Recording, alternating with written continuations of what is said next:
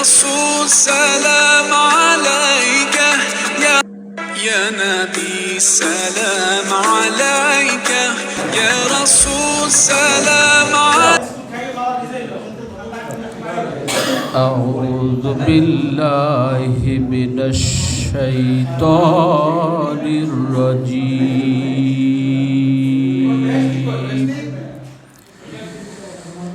بسم الله الرحمن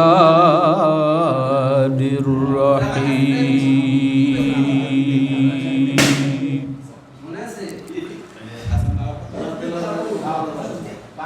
قد أفلح من تزكى وذكر اسم ربه فصلى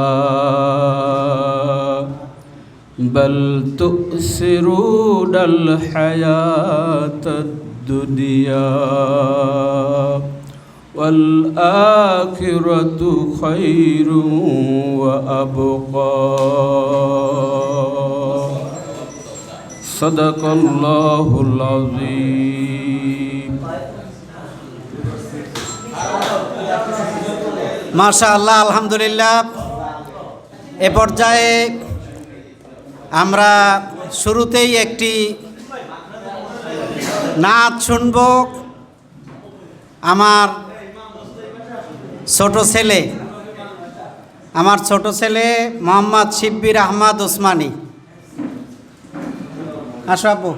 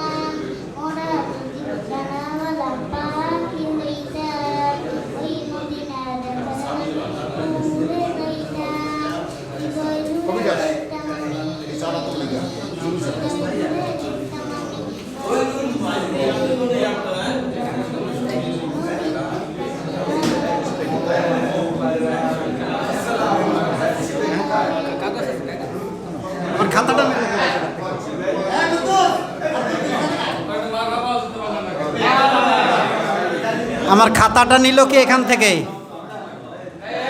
এখান থেকে আমার খাতাটা নিল কে?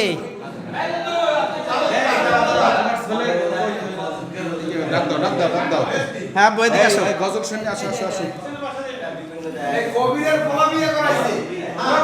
সবাইকে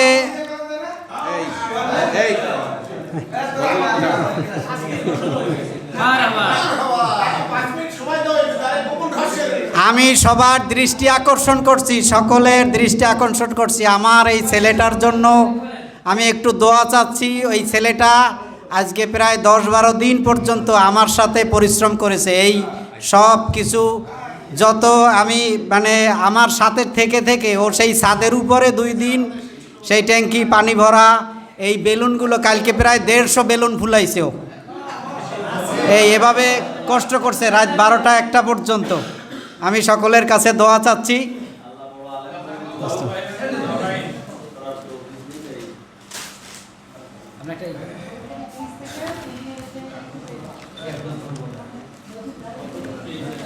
আমি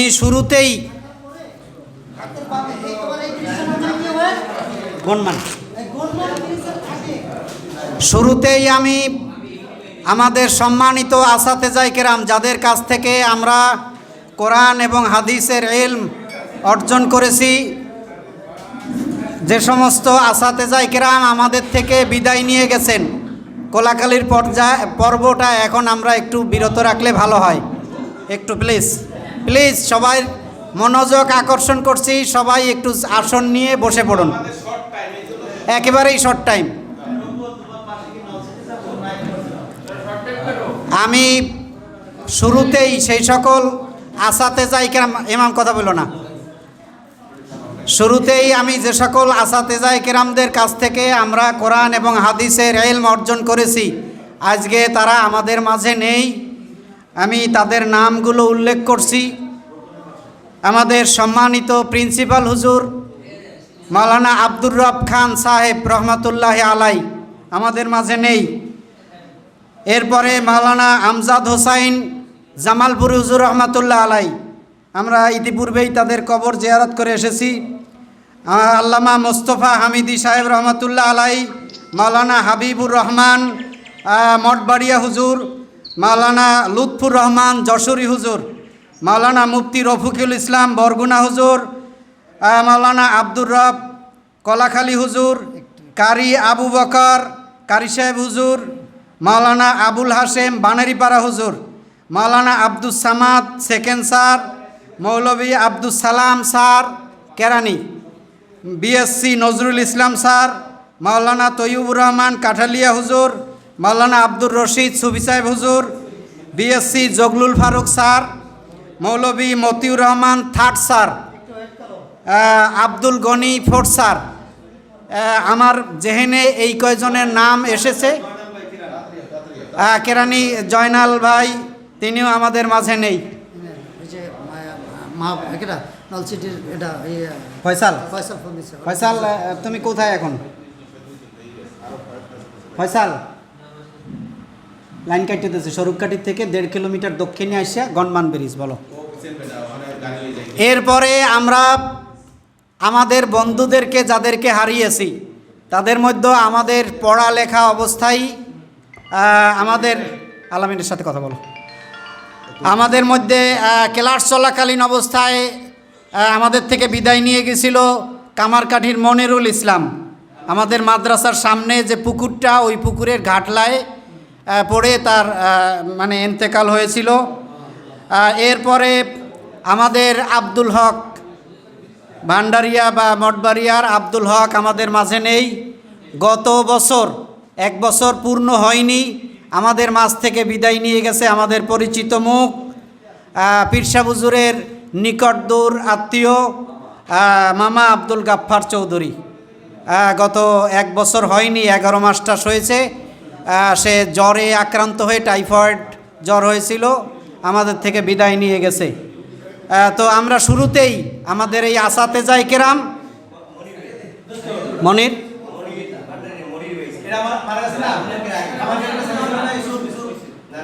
ইউসুফ মারা গেছে। আচ্ছা, আমাদের বন্ধু কামারকাঠির ইউসুফ ইন্তেকাল করেছে। আর মনিরুল ইসলাম কোথার? ভান্ডারিয়ার মনিরুল ইসলাম। এই 5 জন আমাদের থেকে অলরেডি বিদায় নিয়ে গেছে। হ্যাঁ, মোস্তাফিজুর রহমান মঠবাড়িয়া পিরোজপুর আমাদের থেকে বিদায় নিয়ে গেছে। এই মোট 6 জন। আমরা এই আসাতেজায়ে কেরাম এবং আমাদের বন্ধুদের জন্য রুহের মাগফিরাতের জন্য, গাড়ি তো ভিতরে থইছি তোমার যাইয়া, ওই এটা সুলতান মাহমুদ যাক, ও চেনবে ভালো। ফয়সাল আসছে, ওটু রিসিভ করো, যাও। আমরা তাদের রুহের জন্য একবার সূরা ফাতিহা, 3 বার সূরা ইখলাস, 3 বার দুরূদ শরীফ পড়ি। আউযু বিল্লাহি মিনাশ শাইতানির রাজিম, বিসমিল্লাহির রহমানির রহিম, আলহামদুলিল্লাহি রাব্বিল আলামিন। আলামিন আর ফয়সাল নাম্বারটা একটু সেন্ড করে দেবা, ওকে?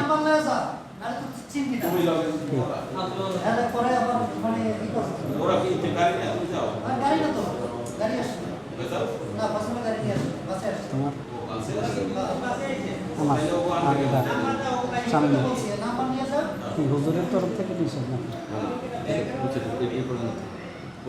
পোস্ট দিয়ে ফেলায় যদি।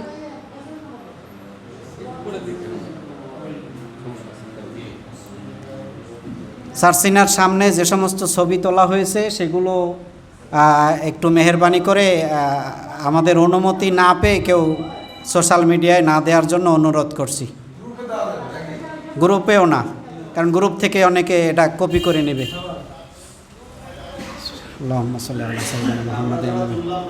একজন একটু মেহেরবানি করে দোয়া করেন, একজন একটু মেহেরবানি করে দোয়া করার জন্য আমি মঞ্চে ডাকছি। আল্লাহুম্মা আমিন। রব্বানা যালামনা আনফুসানা ওয়া ইল্লাম তাগফির লানা ওয়া তারহামনা লানাকুনান্না মিনাল খাসিরিন। রব্বানা আতিনা ফিদ দুনিয়া হাসানা ওয়া ফিল আখিরাতি হাসানা ওয়া কিনা আযাবান নার ওয়া কিনা আযাবাল কবর ওয়া কিনা আযাবাল হাসর ওয়া কিনা আযাবাল মিজান ওয়া কিনা আযাবাল পুলসিরাত ওয়া কিনা আযাবাল জাহান্নাম ওয়া আদখিলনাল জান্নাতা মাল আবরার ইয়া আজিজু ইয়া গাফফারু ইয়া রাব্বাল আলামিন। মাবুদ রব্বুল আলামিন, আমরা আমাদের দ্বীনি ইলম শিক্ষাকালীন সেই শৈশবকাল থেকে আমরা সম্মিলিত হয়েছিলাম এবার খোদা তোমাকে রাজি খুশি করার জন্য। শুধুমাত্র আজকের এই মিলন মেলা আমরা এবার খোদা আমাদের এই মিলন মেলাকে তুমি কবুল ও মঞ্জুর করে নিও ইয়া রব্বাল আলামিন। যাদের কাছ থেকে আমরা অক্ষর জ্ঞান শিখে, কোরআন এবং হাদিসের ইলম শিখে আমরা আজকে চলার মতন একটু পাথেও আমাদের তৈরি হয়েছে, আমরা আলোকিত মানুষ হিসাবে আজকে সমাজের বুকে মাথা উঁচু করে দাঁড়াবার মতন যেই ভরসাটুকু যাদের মাধ্যমে পেয়েছি, সেই সকল আসাতেজায়ে কেরামগণ আমাদের থেকে বিদায় নিয়ে গেছেন। যারা আমাদের থেকে বিদায় নিয়ে গেছেন ইয়া রব্বাল আলামিন, তারা নিছক এক একজন মহান আল্লাহর ওলি হিসেবেই আমরা জানতাম। এবার খোদা জানি না কবরে কি অবস্থায় আছেন তারা। আমাদের আজকের ফরিয়াদ, আমরা তাদের রুহানি সন্তান হিসেবে তোমার কাছে দরখাস্ত, তাদেরকে জান্নাতুল ফেরদাউসের আলা মাকাম নসিব করে দাও। এবার খোদা ফাফরিসুহু মিন ফিরাশিল জান্নাত, তাদের কবরে বিছাইয়ে দাও। ওয়ালবিসুহু মিন লিবাসিল জান্নাত, তাদেরকে নসিব করে দাও। জান্নাতের একটা জানালা তাদের কবরে খুলে দাও। নবীজির রওজায়ে আতহারের সাথে একটা সিরাত কায়েম করে দাও। এবার খোদা তাদের কবর থেকে ফুয়ুজাত নসিব করে দাও আমাদেরকে। এবার খোদা আমাদের যে সকল বন্ধুরা বিদায় নিয়ে গেছে ইয়া রব্বাল আলামিন, তাদের হয়তোবা চলার পথে বন্ধুবান্ধবের ওয়াসওয়াসায় পড়ে, শয়তানের ওয়াসওয়াসায় পড়ে কিছু গুনাহখাতা হয়ে গেছে। আমরা গুনাহগার আল্লাহ। এবার খোদা এখানে আলেম ওলামা, অসংখ্য আলেম ওলামা আছে। এবার খোদা কাবা ঘর ধরা হাত রয়েছে। আমি গুনাহগার হলেও আল্লাহ এই হাত দুইখানে অসংখ্যবার কাবা ঘর ধরেছি, নবীজির রওজা ধরেছি। আল্লাহ ওই হাতের ওসিলায়, এবার খোদা আলেম ওলামার ওসিলায়, সাদা দাড়ি পাকা তোমার মাহবুব বান্দাদের ওসিলায় আমাদের বন্ধুদেরকে আল্লাহ তুমি চিরস্থায়ী ক্ষমা ঘোষণা করে দাও। এবার খোদা তাদেরকে নাজাতের ফয়সালা করে দাও। এবার খোদা তাদের সন্তানদেরকে আল্লাহ উত্তম অভিভাবক হিসেবে তুমি আল্লাহ তুমি তোমার দয়ার হাতকে তাদের পরিবারের প্রতি সম্প্রসারিত করো আল্লাহ। এবার খোদা আজকের এই অনুষ্ঠানকে কামিয়াবি দান করে দিও। আয় আল্লাহ, আমাদের যাদের বিবাদগ্রস্ত আছে, অনেকে অসুস্থ রয়েছে, শেফায়ে আজেলা কামেলা নসিব করে দিও। আমিন বিরহমাতিকা ইয়া আরহামার রাহিমিন। আমি দ্বিতীয় পর্যায়ের অনুষ্ঠান শুরু করছি। সামাজিক জীব হিসাবে মানুষের পক্ষে সমাজে একা বাস করা সম্ভব নয়। নিঃসঙ্গতা কাটানোর জন্য, বিপদে সহযোগিতা পাওয়ার জন্য, সামগ্রিকভাবে সহচর্য লাভের জন্য একজন বন্ধুর একান্ত প্রয়োজন। মানুষ জীবনের প্রতিটা মুহূর্তে একজন ভালো বন্ধুর প্রয়োজন হয়, কারণ একজন প্রকৃত বন্ধু জীবনের সুখ দুঃখ, হাসি কান্নার অংশীদার হয়। বন্ধুত্ব বলতে আমরা কি বুঝি? প্রাচীন প্রবাদে বন্ধুত্বের সংজ্ঞা দিতে গিয়ে বলা হতো, সম্পর্ক যখন জ্বরে পুড়ে তখন তার নাম হয় ভালোবাসা, আর ভালোবাসা যখন জ্বরে পুড়ে তখন তার নাম হয় বন্ধুত্ব। প্রকৃত বন্ধুত্বই পারে আত্মার আত্মীয় হয়ে কিছুক্ষণের জন্য হলেও দুঃখ কষ্টকে ভুলিয়ে রাখতে। বন্ধু হতে পারে খুব ছোট্ট একটি শব্দ, কিন্তু তার গভীরতা এবং ভেতরে লুকিয়ে থাকা ভালোবাসা, স্নেহ, মমতা, বিশ্বাস এবং সম্পর্কের দৃঢ়তা থাকে অনেক বেশি। অন্য যে কোনো সম্পর্ক থেকে বন্ধুত্বের সম্পর্ক সম্পূর্ণই আলাদা। যে কোনো পরিস্থিতিতে, যে কোনো সময় আমাদের সকলের যেন বন্ধুকেই সবার আগে প্রয়োজন হয়। অনেক বেশি আনন্দময় মুহূর্ত থেকে শুরু করে অনেক বেশি বিষাদময় সময়েও বন্ধুকে পাওয়ার জন্য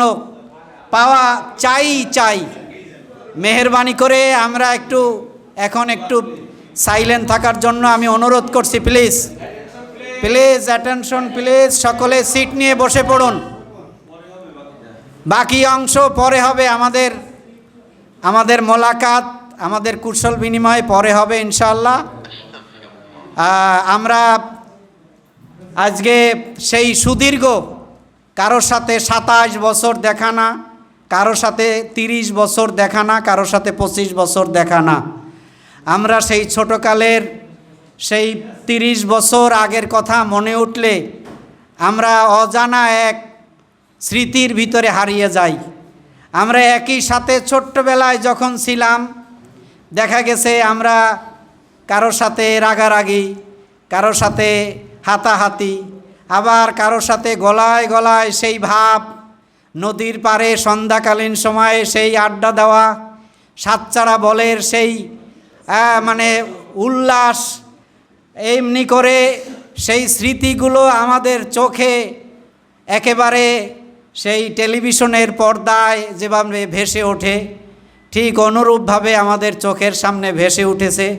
আমরা যদিও এখন অনেকেই সেই দাড়ি চুল পেকে আমরা বাবা হয়ে গেছি, দাদাও হতে পারতাম, এখন জানি না কেন এ নাম আমাদেরকে এই দাদা শব্দটা উপহার দিল না।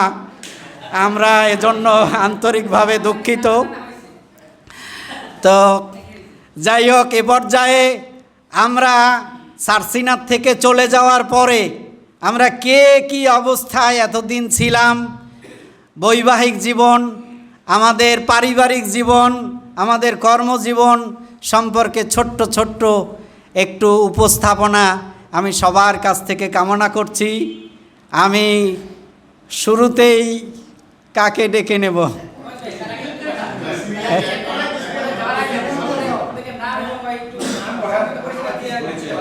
আচ্ছা, না, পরিচয় তো এখানেই দিবে সে।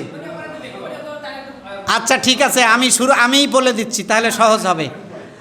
আমাদের মাঝে রয়েছেন আমাদের এনামুল কবির বরিশাল, আমাদের মাঝে রয়েছেন আবু হরায়রা রামপাল বাগেরহাট, আমাদের মাঝে রয়েছে বদরুদ্দোজা উজিরপুর, আমাদের মাঝে রয়েছে আবদুল্লাহ আল মামুন খুলনা, আমাদের মাঝে রয়েছে রফিকুল ইসলাম ভান্ডারিয়া, আমাদের মাঝে রয়েছে ইমাম বিন বেলায়েত মোরলগঞ্জ, আমাদের মাঝে রয়েছে কবির হোসাইন মোরলগঞ্জ, আমাদের মাঝে রয়েছে নুরুজ্জামান মঠবাড়িয়া, আমাদের মাঝে রয়েছে শাহাদাত হোসাইন সাতলা, আমাদের মাঝে রয়েছে কবির হোসাইন মুলাদি। এরপরে ওই ভাইয়ের পরিচয় আমি, আচ্ছা তো মেহমান, এরপরে নেক্সট আল্লাহু আকবার, জি আমাদের সেই মিজানুর রহমান আগলঝাড়া, এরপরে রয়েছে আমাদের ভাই রোকনুজ্জামান নকলা শেরপুর, আমাদের মাঝে রয়েছে সেই আবু জাফর নলসিটি, আমাদের মাঝে রয়েছে রেজাউল করিম মাদারীপুর, আমাদের মাঝে রয়েছে মনিরুল ইসলাম জুসখোলা পিরোজপুর, আমাদের মাঝে রয়েছে শরীফউদ্দিন মানিক মাদারীপুর, আমাদের মাঝে রয়েছে রুহুল কুদ্দুস তালুকদার কলার দোয়ানিয়া, আমাদের মাঝে রয়েছে মোস্তাকিম বিল্লাহ সারেংকাঠি, আমাদের মাঝে রয়েছে মাইনুল ইসলাম স্বরূপকাঠি, আমাদের মাঝে রয়েছে হাফেজ মোস্তাফিজুর রহমান শহীদ ভাই ভান্ডারিয়া, আমাদের মাঝে রয়েছে শফিকুল ইসলাম সেলিম ভান্ডারিয়া, আমাদের মাঝে রয়েছে রকিবুল ইসলাম কালকিনি মাদারীপুর, আমাদের মাঝে রয়েছে শামীমা হাসান মঠবাড়িয়া, আমাদের মাঝে রয়েছে মাহবুব মনির নলসিটি। যাই হোক, ইতিপূর্বেই আমাদের মাঝে আরিফুল ইসলাম কামারকাঠি, আমাদের মাঝে উপস্থিত হতে যাচ্ছেন নলসিটির ফয়সাল, আলহামদুলিল্লাহ। আলামিন আসছে আমাদের রাজাপুর। আমি যতটা আনন্দিত আবার ততটাই বেদনা ভারাক্রান্ত, কারণ অনেক বন্ধু যারা আসার কথা ছিল তারা আসার জন্য বুকিং ফি আমাদেরকে পেইড করেছিল, কিন্তু অনিবার্য কারণবশত অনেকেই আসতে পারে নাই, অনেকে অসুস্থতার কারণে আসতে পারে নাই। তার মধ্যে উল্লেখযোগ্য যারা আমার সাথে যোগাযোগ করেছে, তার মধ্যে হুমায়ুন কবির কোটালীপাড়া, সে ব্যাক পেইন হওয়ার কারণে আসতে পারে নাই।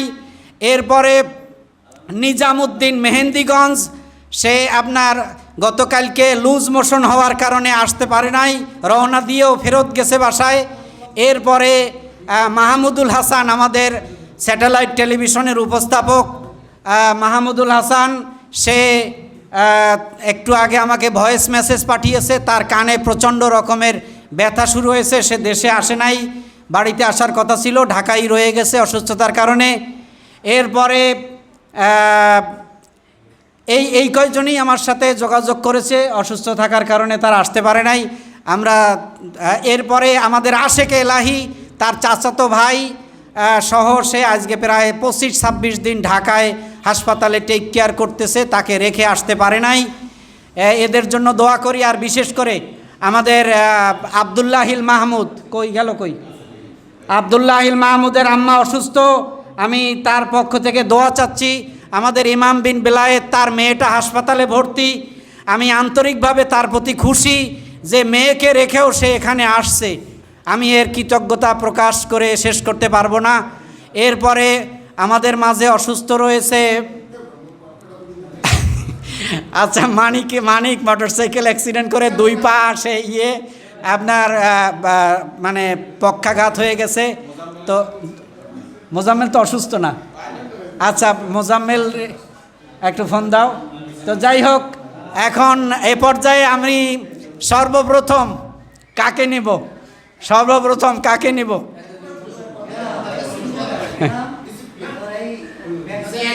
কে এখান থেকে তো শুরু করব। আচ্ছা, সর্বপ্রথম আমাদের বন্ধু ফেরদাউস বেহেশতিকে আমি মঞ্চে ডেকে নিচ্ছি। ফেরদাউস বেহেশতি।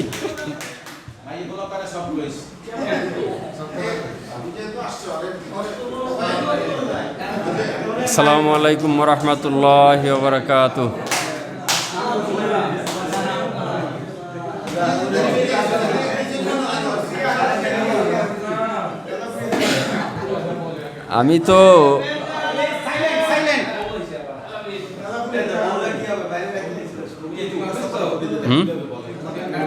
আমি তো মানে নির্বাক হয়ে গেছি, এতগুলো মানুষ সামনে দেখে আমি বলবোটা কি।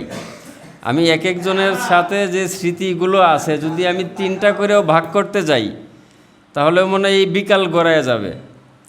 আর বিশেষ করে আমার পাশে এই বন্ধুবর এনাম যে বলতেছে যে তুমি অসুস্থ, আমি তার গানের যে এই শব্দগুলো এখনো আমার কানের মধ্যে বাজতেছে। সেনাপতির কাঠের ট্রাং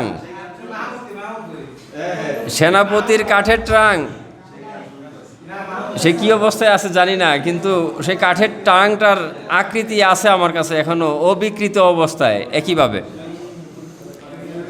আচ্ছা, আমি ব্যক্তি জীবনে 3 সন্তানের জনক,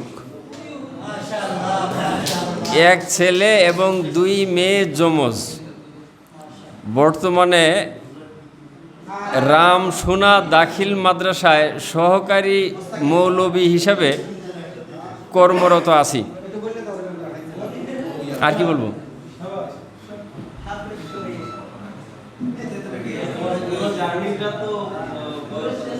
কোনটা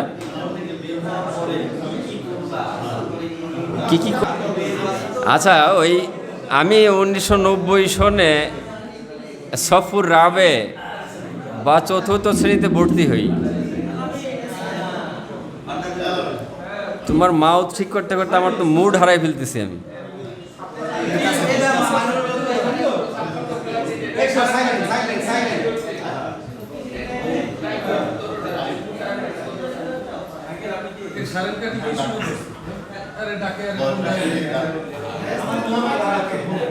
তো 90 সন থেকে 99 সন পর্যন্ত আমি শর্ষিনাতে কন্টিনিউ ছিলাম। তো শাহাবুদ্দিন নামে আমাদের এক দোস্ত ছিল, মোহাম্মদ শাহাবুদ্দিন। তার খুব ইচ্ছা ছিল যে সে ইউনিভার্সিটিতে পড়াশোনা করবে। তার আগে আমি ইউনিভার্সিটি কী জিনিস জানতাম না। তো সে একটু দুর্বল ছিল মনে হয়। আমাকে বডি চেঞ্জ পরীক্ষা দেওয়ার জন্য নেওয়া হয়েছে কুষ্টিয়া ভার্সিটিতে। তো তাকে এই সাহায্য করার জন্য আমি কুষ্টিয়া ভার্সিটিতে পরীক্ষা দিলাম। তো পরীক্ষা দিতে গিয়ে প্রথম পরীক্ষাটা খারাপ হলো। তো যেখানে থাকতে দিছিল ওর পাশে একটা সিনেমা হল ছিল। তো ওখানে একটা মুভি চলতেছিল, কনভেনশন গার্ল। আর তখনকার সময় সেকেন্ড মুভি ছিল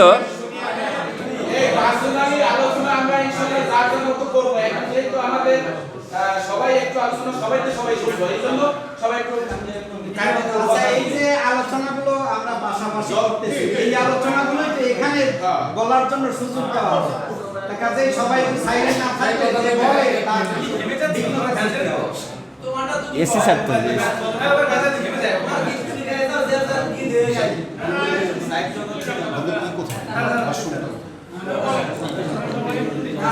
না, ব্রেকিং হচ্ছে না।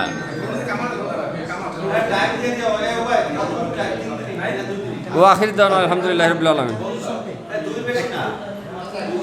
এ পর্যায়ে আমরা আমাদের না, আমি একটু পেরেশানিতে আছি, ওই বাবুর্চির কাছে যাওয়া লাগবে একটু। আসলে বিষয়টা হচ্ছে কি, সে সারসিনা থেকে আমরা চলে যাওয়ার পরে আমরা কে কি অবস্থায় ছিলাম, আমাদের এখন বর্তমানে পারিবারিক অবস্থানটা কি, আমাদের কর্মটা কি, এই বিষয়গুলো একটু সবার সাথে শেয়ার করার জন্যই মঞ্চে ডেকে নেওয়া। আমি এ পর্যায়ে ডেকে নিচ্ছি আমাদের সুপারিনটেন্ডেন্ট হুজুর রুহুল কুদ্দুস তালুকদার দুলুকে।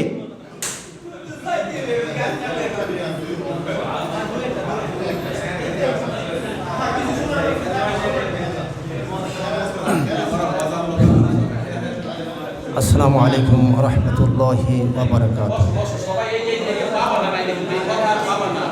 আলহামদুলিল্লাহি নাহমাদুহু ওয়া নাস্তাঈনুহু ওয়া নাস্তাগফিরুহু ওয়া নাউযু বিল্লাহি মিন শুরুরি আনফুসিনা।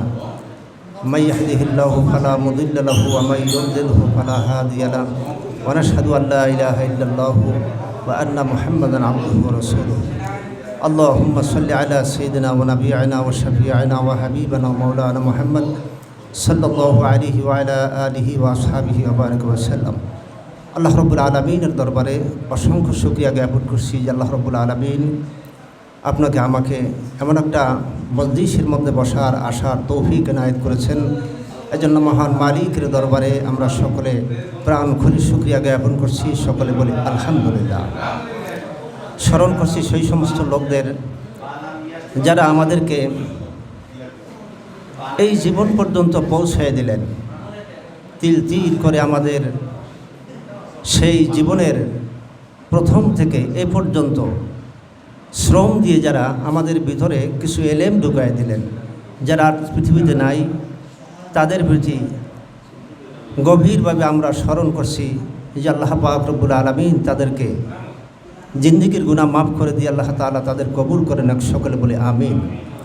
আসলে অনেক বন্ধুরা যাদের নামটা আমার অনেকের স্মরণও নেই, কিন্তু আমার ছাত্র জীবন থেকে শুরু করে আমি ক্লাসে আসলে বাড়ি তো কাছাকাছি বিদায় বেশিরভাগ একটু বাড়িতে যেতাম। অনেকের সাথে বেশি একটা ভালো সম্পর্ক আমার ছিল না।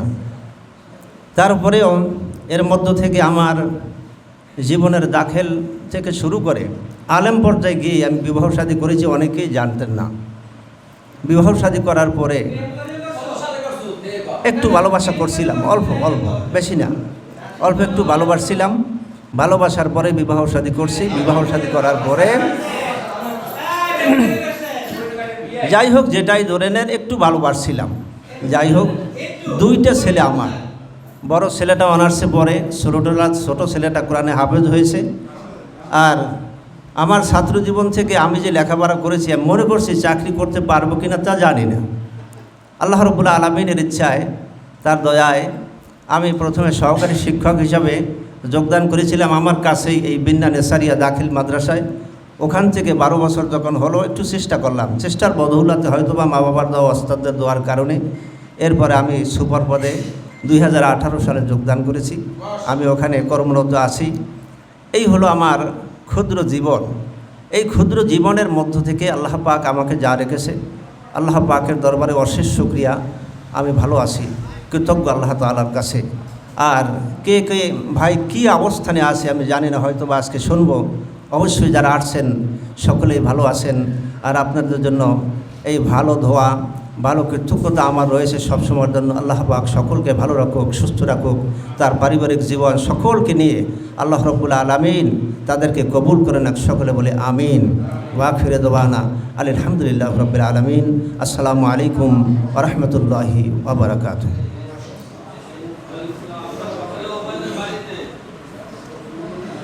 আলহামদুলিল্লাহ, এ পর্যায়ে আমরা সেই আমাদের সবার প্রিয়, সবার পরিচিত মুখ, সেই জুসখোলার মনিরুল ইসলাম আমরা মঞ্চে ডেকে নিচ্ছি।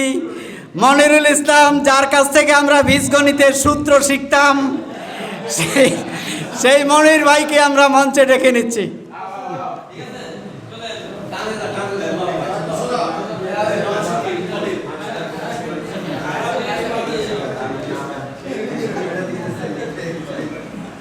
আসসালামু আলাইকুম আমার প্রিয় বন্ধুগণ।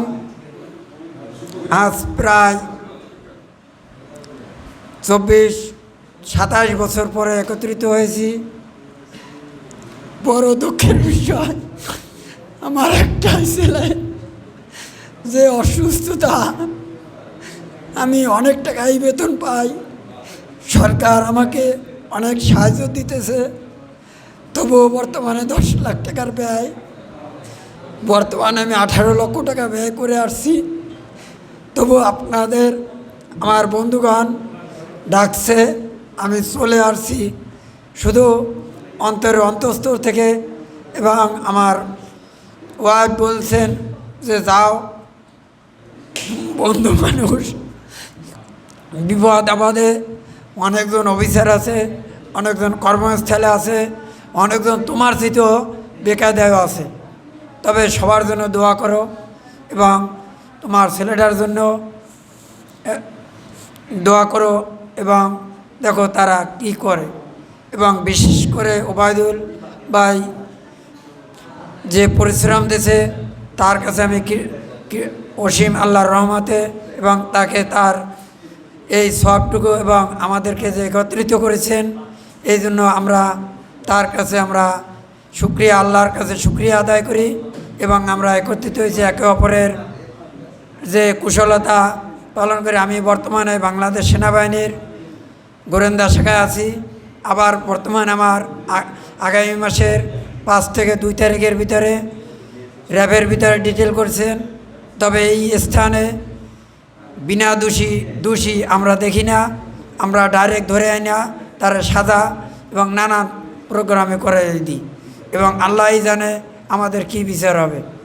তবে আমি যে বর্তমানে যে শাখায় আছি গোয়েন্দা বিভাগ, অনেকজনার চাকরি চলে যায় আমার এক কলমে, কারণ আল্লাহ আমাকে মাফ করবে কিনা আমি জানি না। আর এমন আছে অনেকজনার উপকারিত হয়, যার ফলে কি হবে না না হবে এটাই আল্লাহ মাবুদ জানে। তবে বিশেষ করে আমার ছেলে মাত্র 2টা, একটার বয়স 16 বছর 10 মাস, আর একটার বয়স 8 মাস 12 দিন। বিশেষ করে আমার সন্তানদের জন্য দোয়া করবেন। আর আমার জন্য, আমার শরীরটাও বেশি ভালো না। সরকারে আমি বারবার বলেছি যে দেখেন আমার শরীর সেরকম ভালো না, আমাকে র্যাপিড ডিটেল করেন না, কারণ আমি যে পরিস্থিতির মানুষ, কার কি হবে না না হবে জানি না। অনেক অফিসারের চাকরি চলে যায় যখনকার ওই রিপোর্টটা ঢুকিয়ে দিই। অনেকজনে কাঁদতে কাঁদতেও বাড়ি চলে যায়, আর অনেকজন হাসি খুশিতেও চলে যায়। এই হলো অবস্থা। অনেকজনার মা বা অনেকজনার সন্তানও হারিয়ে যায়, কারণ ওই কলমটা যখন ঢুকিয়ে দিই তখনকার বন্ধুত্ব করতে করতে তার হাতে হ্যান্ডকাপ লাগাই, মাত্র এইখান থেকে 1 ইঞ্চি, এইখান থেকে 4 ইঞ্চি, 2 গুলিতে শেষ, যাত্রা হয়ে যায়। তবে আল্লাহ আমাকে মাফ করুক। কিন্তু কলম ক্ষেত্রে কি করব, চাকরির ক্ষেত্রে কলম লিখতে হয়। এই জন্য আমি বন্ধুদেরকে আমি বলি আমার জন্য দোয়া করবেন, যাতে করে আমি সামনে যে র্যাঙ্ক পেয়েছি আরও একটা র্যাঙ্ক পাবো। এই জন্য আমি ছিলাম প্রথম গোয়েন্দা বিভাগের বার্তাবাহক, সেখান থেকে হয়েছি ইউডিসি, তারপরে হলো অফিস সুপারেন্ট। এখন বর্তমানে আমি অফিস সুপারেন্টের হিসেবে আছি। আমার আন্ডারে 25,000 যে বেসামরিক সৈনিক আছে আমাদের ইমিকুরের, ওদের যত কিছুর পরিস্থিতি স্বীকার করতে হয় এবং ওদের ওয়েলফেয়ার দিতে হয়। দোয়া করবেন। আসসালামু আলাইকুম। আমি যেন সুস্থ মতে আবার কর্মস্থলে আগামীকাল ফিরে যেতে পারি, এই জন্য সব বন্ধু এবং ইসের জন্য আমরা দোয়া প্রার্থী। আসসালামু আলাইকুম।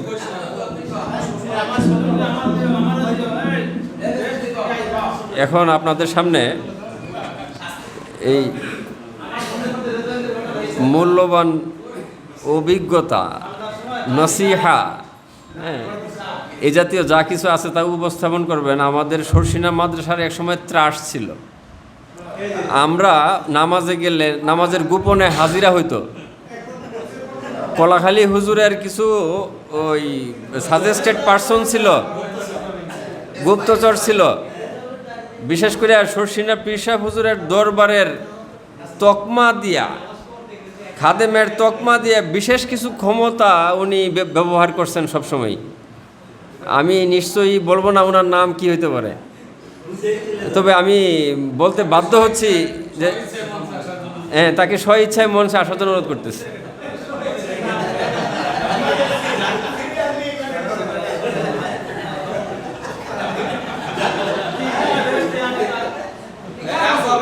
আমি যদি আরেকটু বলি, তো যিনি আমাকে একাধিক এই ধরনের অকারেন্স থেকে মুক্তি দিছেন এবং সুপারিশ করছেন, এইবার আসসালামু আলাইকুম। আমি মোহাম্মদ আবু হুরায়রা। 1992 সালে সারসিনা দরবার শরীফে আমার আব্বা নিয়ে আসছিল। ছোটোবেলায় প্রায় 30 বছর আমার আব্বা এখানে মরহুম হুজুরের মুরিদ এবং বর্তমান হুজুরের অনুসারী হিসেবে ছিলেন। সেইভাবে একবার তাবলিগ জামাতে যে, আমি একটু সময় 2-3 মিনিটের মধ্যে শেষ করব, সংক্ষেপে বলি। আমার নামটাই আমার আব্বা যেহেতু কোনো আলেম ছিলেন না, আবু হুরায়রা নাম রাখছিলেন।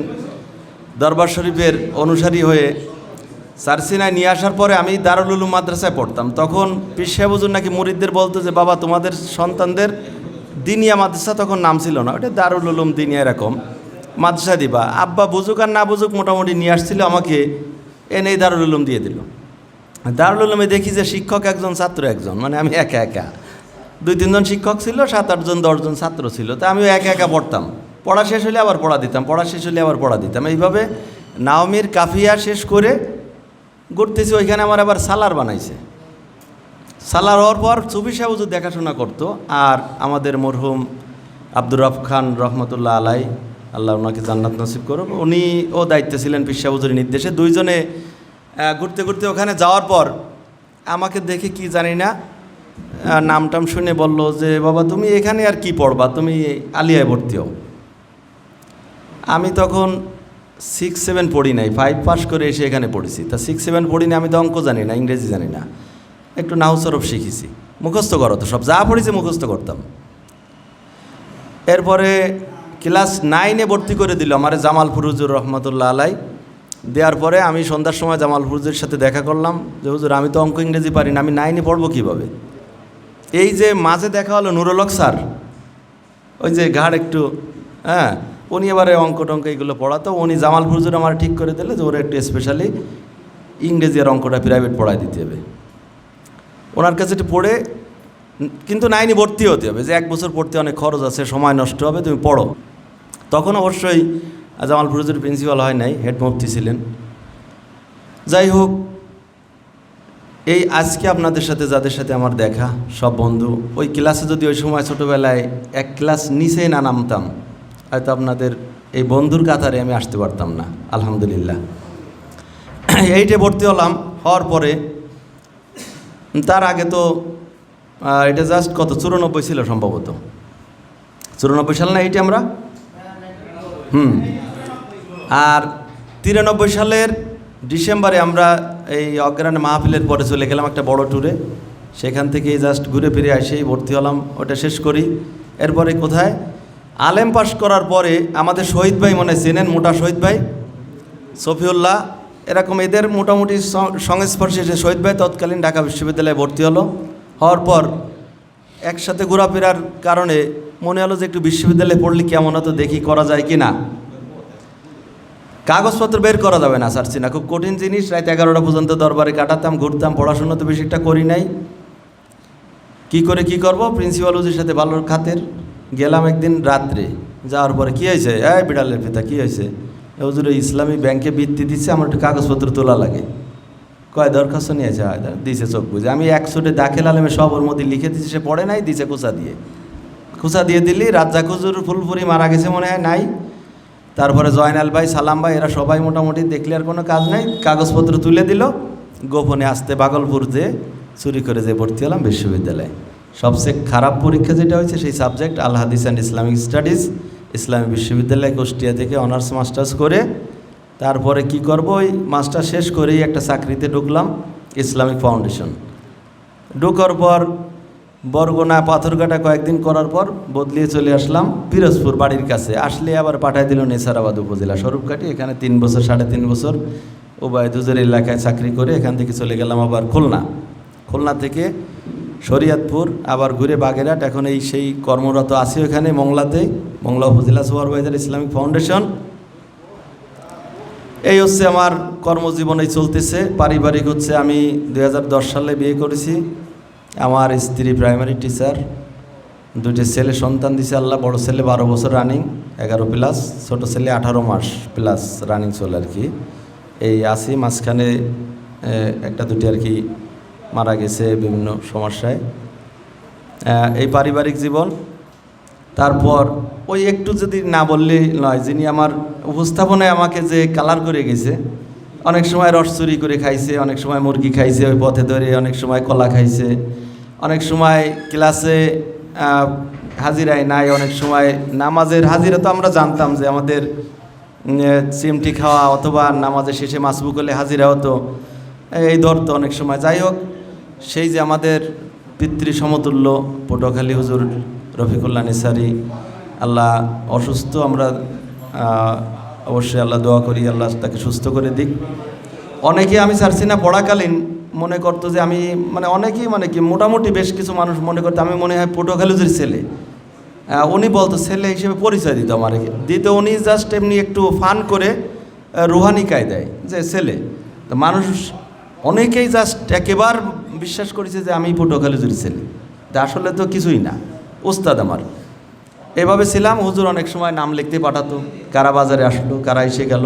আমি কাউকে কোনো দিন এই তালিকায় দিই নাই। সবসময় চেষ্টা করেছি সে যে জামাতেরই হোক, আমাদের সিনিয়র হোক জুনিয়র হোক, আমি সবসময় বলতাম যে হুজুর কেউ নাই, সবাইকে বলতাম তাড়াতাড়ি চলে যান আপনারা। ওরা জানতো আমরা দেখলি যে মনে হয় পাঠাইছে। অনেক সময় আমি এমনি গেছি কোনো নাম লেখার উদ্দেশ্যে না, তবুও ভয় করতো যে মনে হয় নাম মনে হয় নিতে আইছে, এরকম একটা কাহিনী ছিল এক সময়। যাই হোক, সেই মজার স্মৃতি। আমরা নদীর পাড়ে গেছি একদিন, 3 রকমের জর্দা 4 রকমের জর্দা দিয়ে পান খাওয়া শিখলাম, সুফি সাহুদের পান খাওয়া শিখালো। সেই পান খেতে খেতে একদিন ঘুরে পড়েছি, কয়েকজনে মিলে রুমে নিয়ে আসলো। অনেক স্মৃতি, কলই খাওয়া, বিভিন্ন ধরনের এলাকায় ঘোরাটোরা সবার মোটামুটি। আমার সময় বেশি নেওয়া হয়ে যাচ্ছে, আমি সবার কাছে শুনবো কি কোন অবস্থায় আছে। সারসিনার যে স্মৃতি, অনেক দিন প্রায় 9-10 বছর একটানা ছিলাম, এটা আসলে ওই ছোটোবেলার যে স্মৃতি। এরপরে ভার্সিটিতে পড়া বা অন্য জীবন, এগুলো বেশি একটা ইন্টারেস্টিং না। বুঝছি 3 মিনিটে বেশি হবে, এটা আমি নিয়ে নিছি, যেহেতু আমার উপস্থাপনে আমাকে কালার করা হয়েছে, মাইক বন্ধ করে দিছে। যাই হোক, সবার কাছ থেকে শুনবো, আমি আর সময় নষ্ট করব না। সবার সুন্দর জীবন কামনা করি। আগামীতেও আরেকটা কথা আমার বলতে হবে, না বললে নয়। ইনামাম আমাদের প্রস্তাব দিছে বরিশাল বিভাগীয় শহরে যদি আমরা একত্রিত হতাম, সারসিনে আমরা আসবো উস্তাদদের কবর জিয়ারত করতে, বা ক্যাম্পাসে একটা গুল্লি দিয়ে গেলাম গাড়ি নিয়ে এসে সবাই। আমরা যদি আগামী দিনে আমাদের আর যারা বাকি আছে, যেমন সোয়াইব টোয়েব, এরকম অনেকেই আছে, যত বড় হেড মুহাদ্দিস আছে, আলেম ওলামা আমাদের যারা আছে, যদি তারা সময় না দিতে চায় বা আমাদের এই ছোটো মাহফিলে তাদের মঞ্চের স্বল্পতা থাকতে পারে, সময়ের স্বল্পতা থাকতে পারে, পছন্দ না হতে পারে, কিছু আসে যায় না। যদি আমাদের ইচ্ছা থাকে, আমরা আরও কলেবর বৃদ্ধি করে যে সমস্ত বন্ধুরা আসতে ইচ্ছুক, আমরা ইনশাল্লাহ, যদি বরিশাল বিভাগীয় শহরে আমাদের এনাম মামা প্রস্তাব দিচ্ছে, আমার সাথে আমি সুন্দর ডেকোরেশন এবং সুন্দর ব্যবস্থা করব। আমি আমার অন্তত ব্যক্তিগতভাবে আমি সাদরে গ্রহণ করেছি। আপনাদের কাছে প্রস্তাব থাকলো, আমরা যেসব বন্ধুরা আসে নাই, যার যার কাছে আজকে উভয় তুমি দোস্ত একটা হাজিরার মতো ব্যবস্থা করো, সবার পার্সোনাল নাম্বার নিয়ে নাও। যদিও ফেসবুকে সবার নাম্বার নাই, হাজিরা নাম লিখি, নাম্বার লিখি। এবং যারা বাকি আছে, যেমন যারা বাকি আছে তাদেরকেও আমরা নাম সংগ্রহ করে আমরা আবার পুনরায় বরিশাল বিভাগীয় শহরে আমরা স্মরণিকা করে অন্য আরও সুন্দর মানের করব, যাতে আমরা এই তো আর কতদিন বা থাকবো দুনিয়ায়। এই যে আমি যে সময় বেশি নিয়েছি, এর জন্য আমি দুঃখ প্রকাশ করছি, ক্ষমা চাই। আসসালামু আলাইকুম রহমতুল্লাহ বারাকাতুহু। আমি মাঝখানে একটু কথা বলতেছি। আমাদের অনুষ্ঠান সূচি সম্পর্কে গ্রুপে 2টা গ্রুপ আমাদের, একটা প্লিজ, আমাদের 2টা গ্রুপ, একটা হচ্ছে হোয়াটসঅ্যাপ গ্রুপ আর একটা হচ্ছে মেসেঞ্জার গ্রুপ। সেখানে আমি ডিটেলস লিখে দিয়েছিলাম, টাইম সেখানে বিন্যাস করা ছিল। তার ভিতরে 1 নম্বরে ছিল আমরা সারসিনা শরীফে একত্রিত হব, আসাতেজায়ে কেরামদের সাথে দেখা করব। এরপরে মাজার শরীফ জিয়ারত করব, সেখান থেকে 10:50 আমরা এখানে চলে আসব, আমরা পার্সোনাল রিভিউ দেব। এই পার্সোনাল রিভিউটা বর্তমানে চলতেছে। এরপরে লাঞ্চ, আফটার লাঞ্চের পরে আমাদের থাকবে, আমাদের একটু টক মিষ্টি ঝাল। হ্যাঁ, এখন যে টক মিষ্টি ঝাল মিলেই ফেলতেছেন এর সাথে, এই টক মিষ্টি ঝালটা এখন মিলাইয়েন না। এখন আপাতত 3 মিনিটের ভিতরে আমি অনুরোধ করব, আপনার বর্তমান এবং এই 27 বছর আগের ইতিহাসটা কি সেইটা একটু শোনাবেন। এরপরে সর্বশেষ থাকবে আমরা ভবিষ্যৎ পরিকল্পনা সম্পর্কে, এই যে আমাদের ম্যাগাজিন করতে হবে না স্মরণিকা করতে হবে না বরিশালে প্রোগ্রাম করতে হবে না ঢাকায় করতে হবে, সেগুলো আমরা সর্বশেষ আমরা সিদ্ধান্ত নিব সবাই।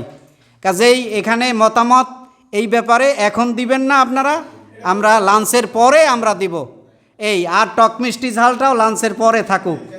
এখন শুধু আমরা আমাদের বর্তমান অবস্থাটা কি, আমরা সারসিনার থেকে যাওয়ার পরে আমরা কি ছিলাম সেইটা একটু শুনবো। আসুন। এখন আপনাদের সম্মুখে এই সারসিনা মাদ্রাসার পরিত্যক্ত একজন স্টুডেন্ট। কিরকম? হ্যাঁ,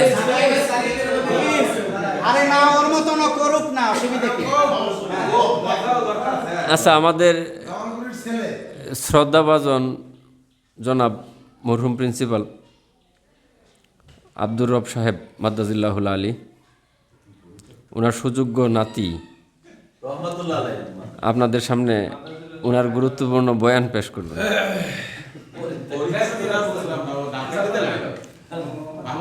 আসসালামু আলাইকুম রহমতুল্লাহ। সালামটা সবাই শুনে নাই। আসসালামু আলাইকুম রহমতুল্লাহ। আমি আপনাদের এক সময়ের 1 বছরের ক্লাসমেট। আমি ক্লাস 9-এ সার্সিনা ভর্তি হয়েছিলাম। আমার নানা আব্দুর রব খান সাহেব 1 বছর পরে ওনার বিবেচনায় আমি ওখানে থাকার যোগ্য হই নাই। হয়তোবা সার্সিনার পীর সাহেব উনি একটু চিরকুট দিয়ে দিয়েছে 8-9 জন সামনে 9 থেকে 10-এ উঠতে পারবে না। কি করার, নানায় একটা ছোট চিঠি লাগলো, স্নেহের খলিল নাতি পাঠাইলাম, ব্যবস্থা নিও। কায়েস শাহ হুজুরের দরবারে গেলাম। কায়েস শাহ হুজুরের সান্নিধ্যে 1 বছর ছিলাম। তার জজবা হালতে বিভিন্ন বাজারে ঘুরছি। এক জায়গায় কালকে রাকিবরে বলছিলাম, এক জায়গায় মাগরিবের নামাজে আমাকে দিয়ে সে ইমামতিও করাইছে। অনেক গজল গাইছি, তার সান্নিধ্যে ছিলাম, অনেক ভালো লাগছে। সে অনেক বড় মাপের মানুষ। যাই হোক, এটা অভিজ্ঞতা আল্লাহর ছিল। ওখান থেকে দাখিল পাস করে আমি আর মাদ্রাসায় পড়ি নাই, ইন্টারমিডিয়েট ভর্তি হই পটুয়াখালী সরকারি কলেজ। ওখানে প্রিন্সিপাল ছিল আমার আব্বার মামা, এই সুবাদে। ওখান থেকে ইন্টার পাস করে আমি কবি নজরুল থেকে ডিগ্রি মাস্টার্স করি। তারপর থেকে আমি ঢাকায় ব্যবসা শুরু করি। প্রথম 1 বছর আমি ট্রেনিং করি গার্মেন্টস ট্রেডে, গার্মেন্টস অ্যাক্সেসরিজ ব্যবসা। ওইটা করতে করতে করতে করতে এখন মোটামুটি আল্লাহ একটা পর্যায়ে রাখছে। আপনাদের দোয়া, আল্লাহর রহমত, বাবা মায়ের দোয়া, এখন একটা পর্যায়ে আছি, আলহামদুলিল্লাহ ভালো আছি। আমার অফিস বাসা মিরপুর DOHS ঢাকা। আমার একটা ছেলে একটা মেয়ে। ছেলে আদমজি ক্যান্টনমেন্ট পাবলিক স্কুলে ক্লাস 6-এ পড়ে, মেয়ে একটা মাদ্রাসায়, ইংলিশ মিডিয়াম মাদ্রাসা, ওই ক্যান্টনমেন্টের ভিতরে আর্মিদের পরিচালিত, ওখানে কেজিতে পড়ে। এই আমার বাবা মা সবাই ভালো আছে। বা মা একটু অসুস্থ, এর ভিতরেও কিছুদিন হাসপাতালে ভর্তি ছিল। সবাই দোয়া করবেন মায়ের জন্য। এই সংক্ষিপ্ত আমি আমার পরিচয় দিলাম। কারণ আমার পরিকল্পনা কি, পরিকল্পনা হলো জীবনে এই রাজনীতি ফাজনীতি বহু সময় কাটাইছি, বহু বাজে পথ সময় করেছি। এখন আমাদের এই যে আমাদের সোনার টুকরা বন্ধুরা, সার্সিনার বন্ধু, নেসারাবাদের বন্ধু, এরা সোনার টুকরা বন্ধু, এরা সবাই আলেম, এরা সবাই আল্লামুখী। এদের সান্নিধ্যে আসার জন্য আমার একটা মনের আবেগ, তাদের সাথে এই শেষ সময়টা তাদের সাথে সুসম্পর্ক রেখে, শেষ সময়ে যেন তাদের সাথে সুসম্পর্ক রেখে আল্লাহর দরবারে তার শুকরগুজারি বান্দা হিসাবে দুনিয়া ত্যাগ করতে পারি, এটাই আমার ইচ্ছা। আমার তৌফিক ইল্লা বিল্লাহ। আসসালামু আলাইকুম। বাংলাদেশের সর্বোচ্চ বিদ্যাপীঠ ঢাকা ইউনিভার্সিটি, এরপরে কোনটা নাম নেওয়া যায়? কোন বিশ্ববিদ্যালয়? জাহাঙ্গীরনগর বিশ্ববিদ্যালয়। জাহাঙ্গীরনগর বিশ্ববিদ্যালয়ের পরিচিত মুখ জসিম উদ্দিন মানিক, 100 সেঞ্চুরি, তাই না? তো সেই জসিম উদ্দিন মানিক না, আমাদের শরীফ উদ্দিন মানিককে আমরা এখন মঞ্চে ডেকে নিচ্ছি।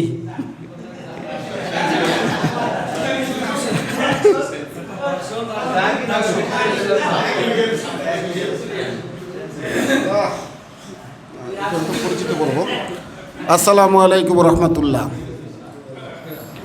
অনেক দিন পর সবার পরিচিত মুখ দেখে ভালো লাগলে যে ছোটোবেলার বন্ধুরা সবাই এক জায়গায় উপস্থিত হতে পেরেছি, আলহামদুলিল্লাহ।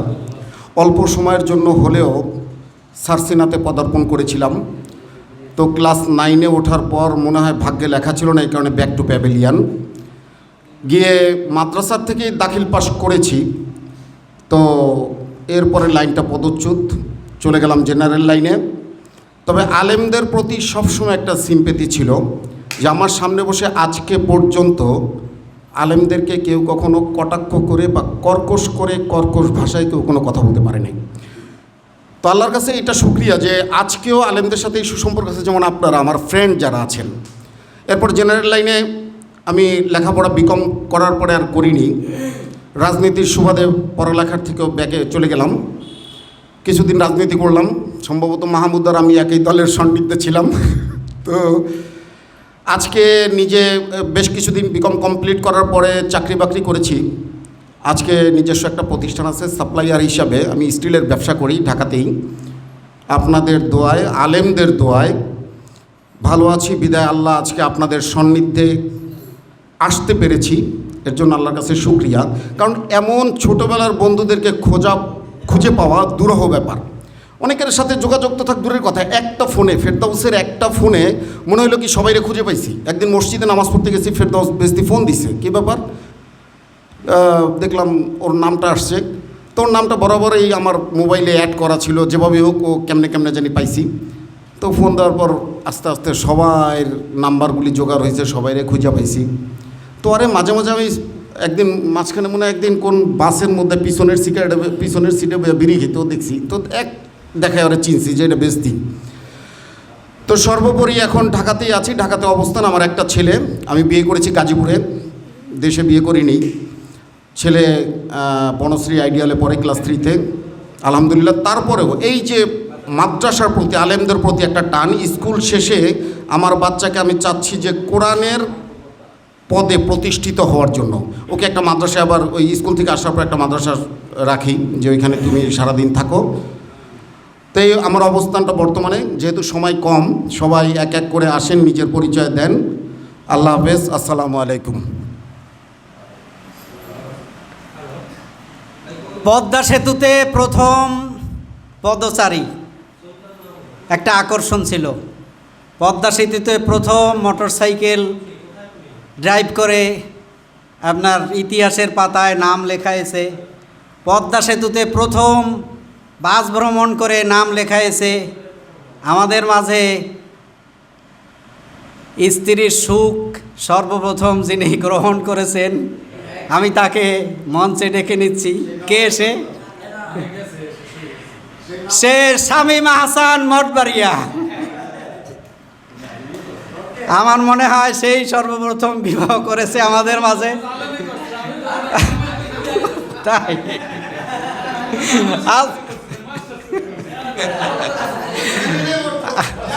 আচ্ছা, তো যাই হোক, আমার মিস্টেক হয়ে গেছে।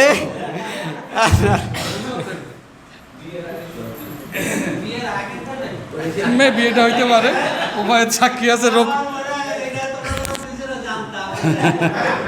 না, ও জানতো না, রোকন জানতো, ওই যে রোকন জানতো, আর কেউ জানতো না। নকলার রোকন জানতো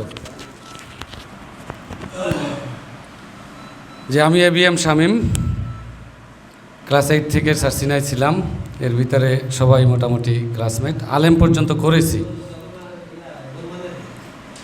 তো ওই বেহেস্তির ভাষায় একটু দুষ্ট প্রকৃতিরই ছিলাম।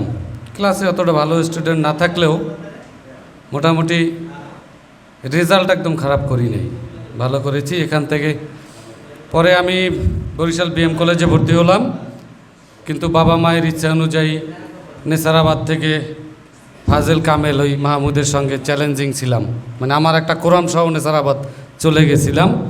সেখান থেকে ডক্টর মেহেদি মাসুদ রাজাপুর গিয়ে স্টান করলো। তো মেহেদি 4 নাম্বারে, আমি 14 নাম্বারে, তারপরে ওই মাহমুদ তো ফার্স্ট হইল নেসারাবাদ দিয়া।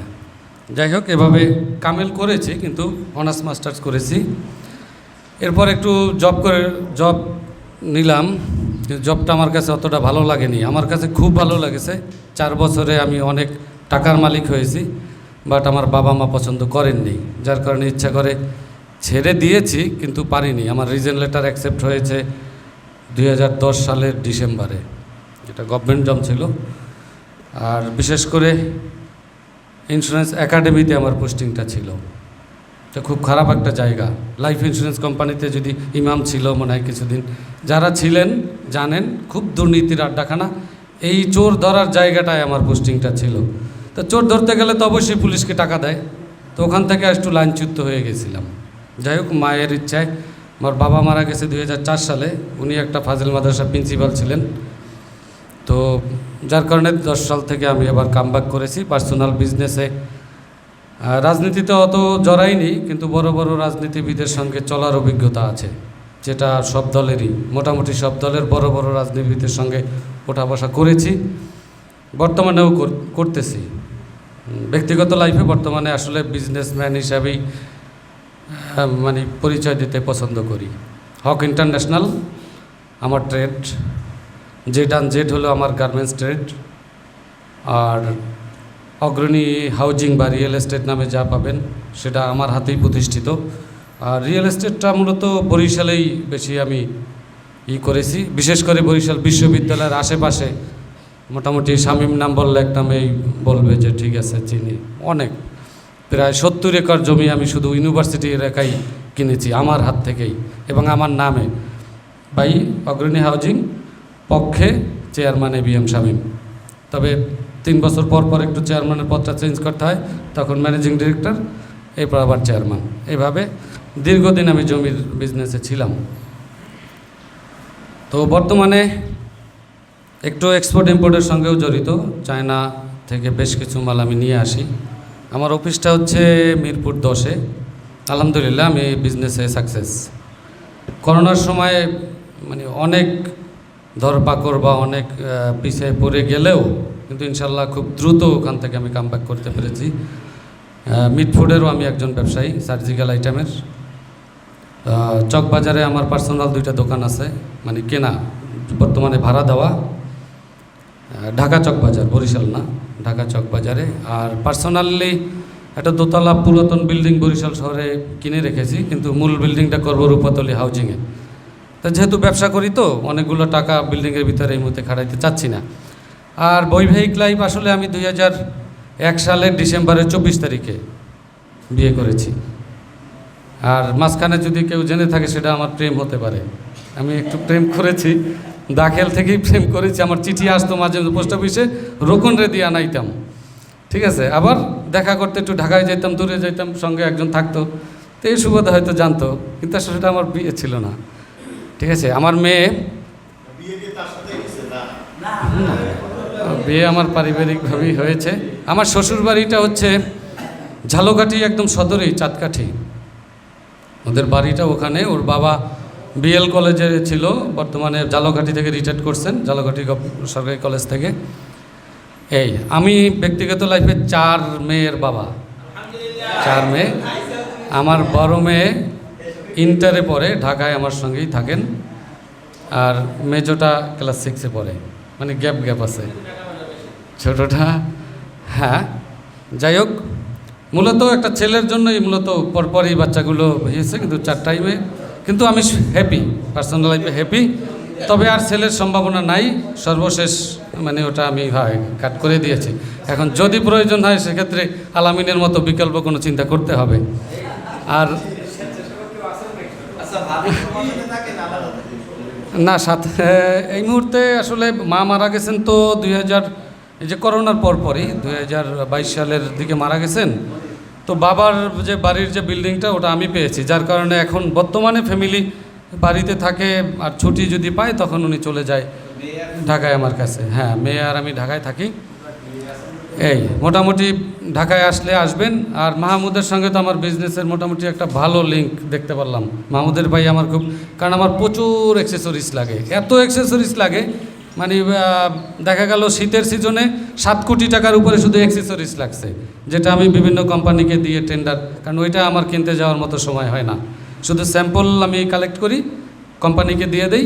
তো মাহমুদের সঙ্গে আমার একটা ভালো বিজনেস, যেহেতু অ্যাক্সেসরিজ লাইনে আছে, এটা ভালো হয়েছে। মানে মাহমুদকে পাই আমার খুব ভালো হইলো। আমাকে একবার কেই যেন বললো, বেহেস্তি অথবা কেউ বললো, মাহমুদের কথা বলছিল যে তোমার গান, ইমাম বলছিল মেবি, তাই না, যে তোমার এই সেক্টরে তো মাহমুদও আছে দীর্ঘদিন, ওর সঙ্গে যোগাযোগ করতে পারো। কিন্তু আসলে ওইভাবে হয়নি।